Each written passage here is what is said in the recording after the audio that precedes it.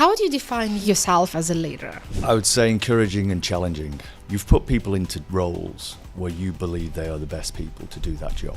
If you give people responsibility or you give them authority, they've got to accept the accountability as well. They are going to make mistakes, just like you've made mistakes yourself. The key is to make sure that if you're going to make mistakes, make them relatively quickly. If you need to reverse a mistake, reverse it quickly and learn from it. That's got nothing to do with seniority to juniors, it's colleagues. If somebody's letting down their team members, that is going to have a corrosive effect and you need to be able to deal with that. What would you recommend someone who wants to become a founder, considering that it has become a huge trend? A huge area that people, I believe, massively underestimate is if you need external funding and you need multiple rounds of external funding as you grow, how are you going to do that? It will take probably 3 times longer than you think it will take, and it will be definitely 3 times harder. Well, if it was easy, everybody would do it, right?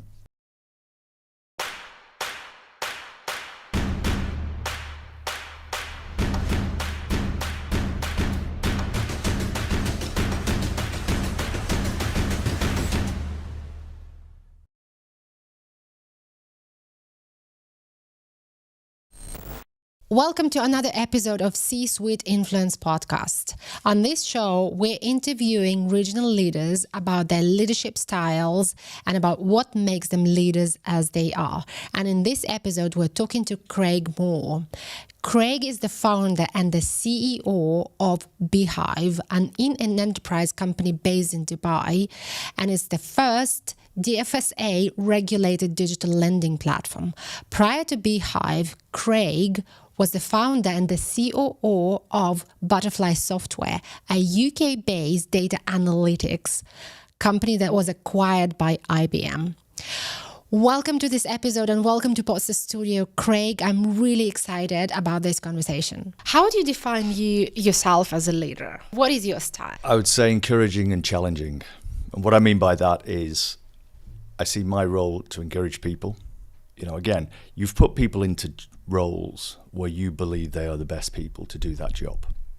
I mean, if you use an analogy, I'm the conductor of the orchestra. So I expect everybody to be able to play their instrument better than I could. Yeah. But my job is to, at the end of the day, get the right tune out of the band. So it's important that you've got the people in the roles. But you've got to hold those people to account as well. You know, if you give people responsibility or you give them authority, they've got to accept the accountability as well. And if you've got the right people in those roles, people know when they've messed up or when they're not putting the right effort in or they're shying away from tough decisions, and then that's up to you to be challenging them. That's where the challenging bit comes as well. So I think it's important that you've got to have a bit of kind of, as I say, I guess, an iron fist in the velvet glove at times, because ultimately, if you're still the figurehead for the business, your personal reputation is still very wrapped up with the business, then you carry the can for how the business is perceived, and everybody in that organization needs to understand that they're ambassadors from your juniors all the way up to myself as the founder. So how do you balance then the need for the big picture, for the next challenge as an entrepreneur, and the day-to-day operations, day-to-day, let's say, absolutely necessary things that the CEO and the founder needs to do? How do you balance that? I think the way you balance it is by having a good team in place for the day-to-day.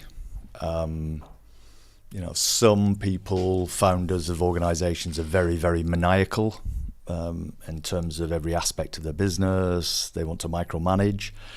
I think that can be appropriate in the early days, but once your business gets to a certain size, you've got to trust the people that you've brought on board, because if you don't, you'll never really scale.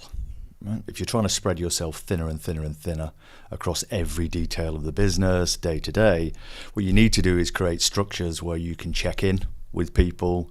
People know they can come to you if they got an issue, or they're just looking, we can go right here or we can go left. What's your views? And I think that's really important. But ultimately, you've got to leave people to get on with the job. And do you do anything special to build that culture? Is it the way you learned who do you hire first? Or is it the way you implement different, I don't know, programs within your companies? I think it's trial and error.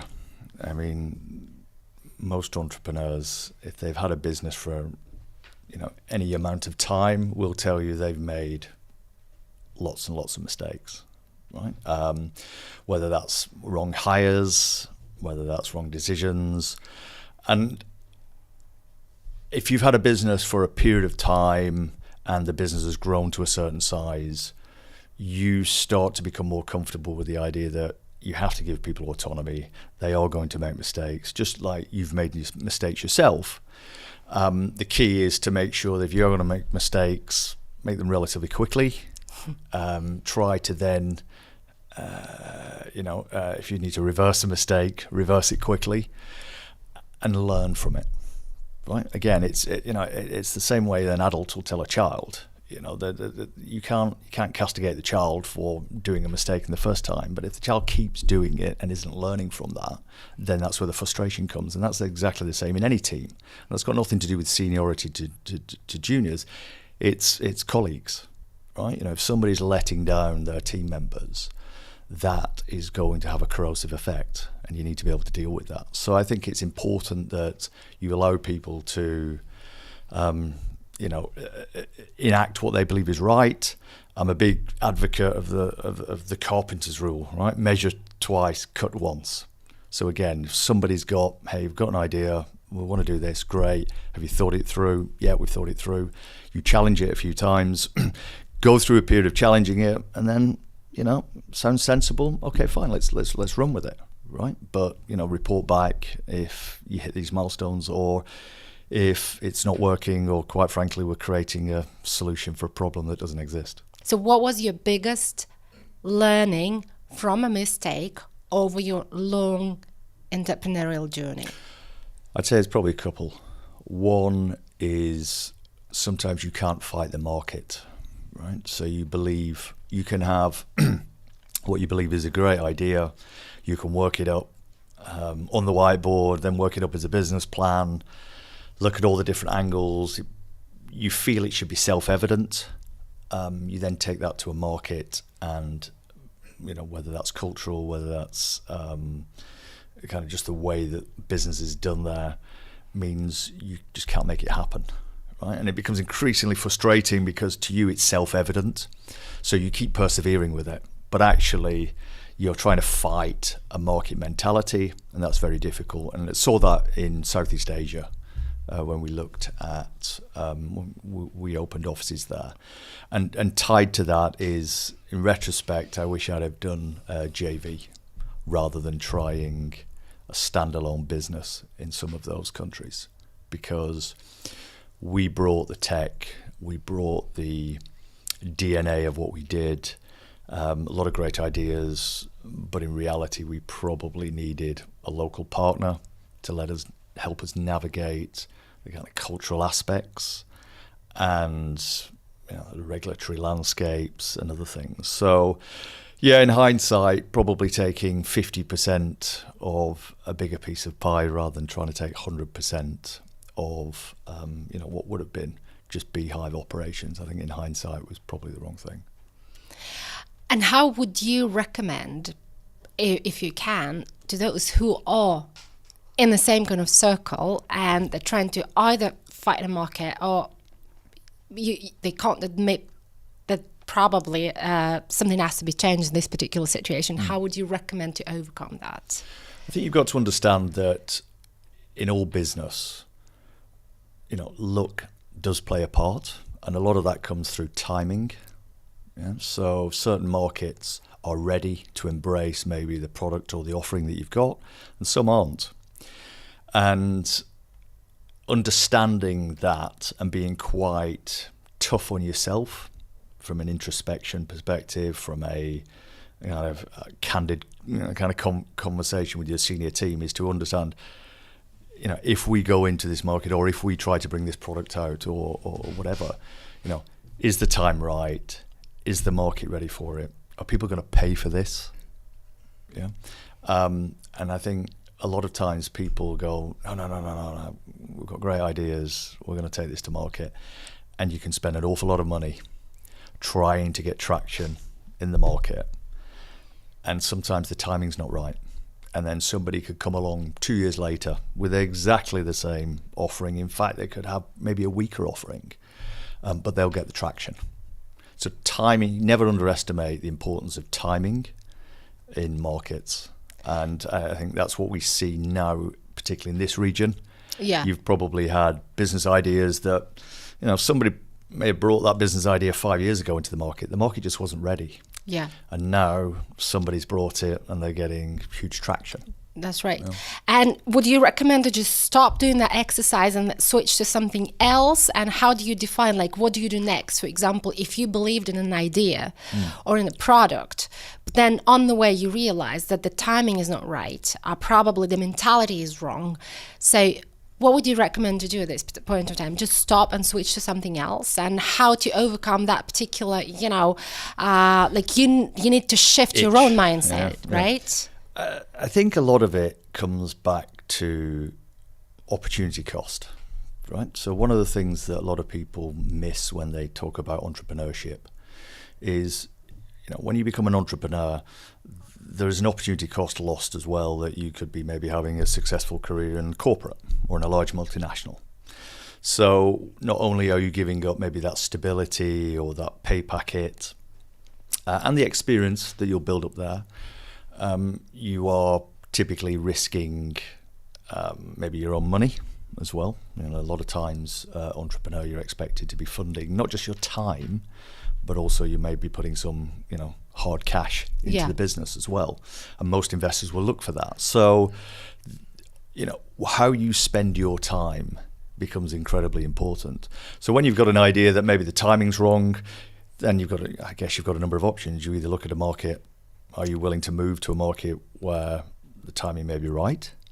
If not, are you willing to kind of put that just on the back burner, but maybe work with organizations that have complementary aspects to that? So you could be building up a better understanding, a better network, so that when you do fire this idea back up, you've actually gained a lot more experience in, pitfalls, or how you're going to take that to market, or who you're going to partner with, whatever that may be. Or alternatively, if you've got 3 other good ideas on the shelf, then the opportunity cost is, should you be looking at those? There is no manual for starting a business. Sure. There's a lot of people that have, they've got probably 9 out of 10 boxes ticked. But if that 10th box isn't ticked, that can be the difference between a successful business or successful venture and something that fails, right? And you never actually know what that last 10% is, because, as we said, the markets are changing.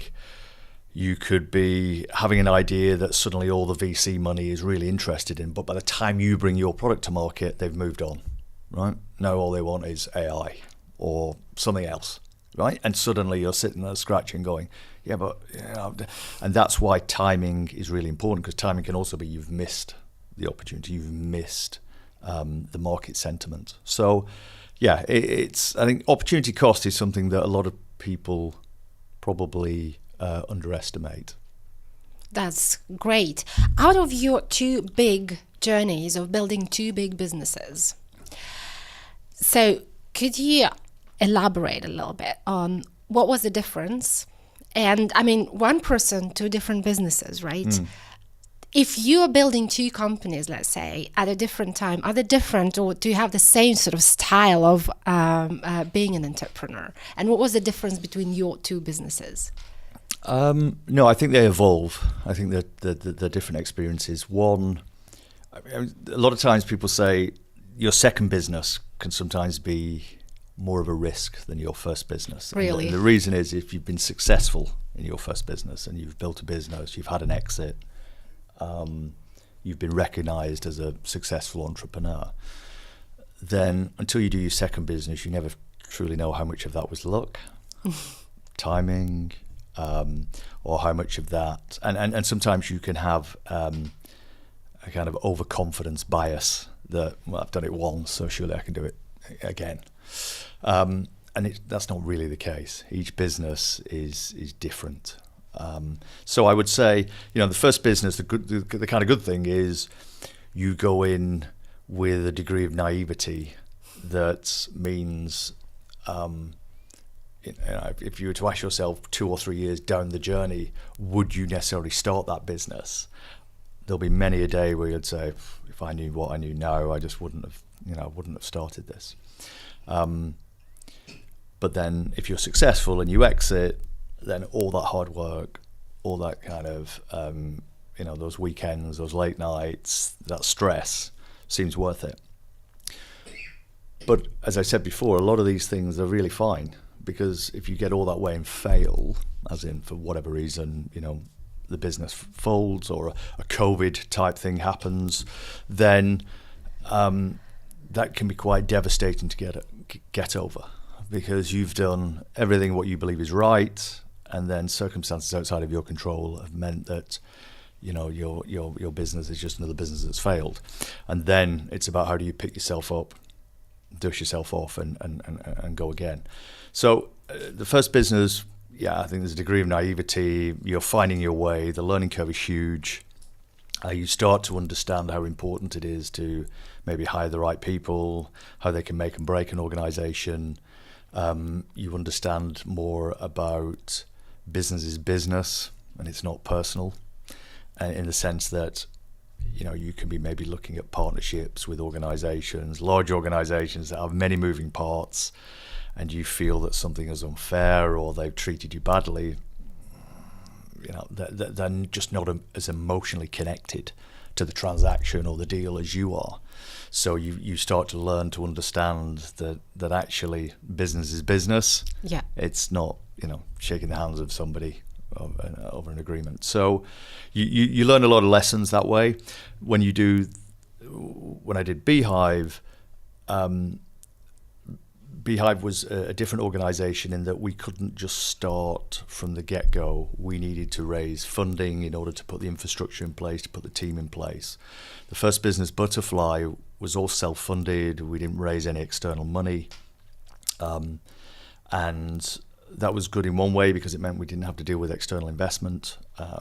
Whereas Beehive, we went through multiple funding rounds, and that can consume a huge amount of time. And that's got nothing to do with business, but that's actually, without that, you don't have a business. But what inspired you to start the first company? And then by the time you grew it to a certain degree that it was acquired, what inspired you to start the second one? It'll be interesting to know. So I think with the first one, again, if I look at my personal journey, when I was younger, I always believed that I would have my own business, that I would start my own business. And at that time, I knew virtually nobody that had that kind of interest. Most people were interested in going into a large corporate, large multinational, getting on the graduate schemes and working their way up through those organizations. So I believe probably at a subconscious level, you're already looking to build up the skills that you feel at some point will help you with your own organization.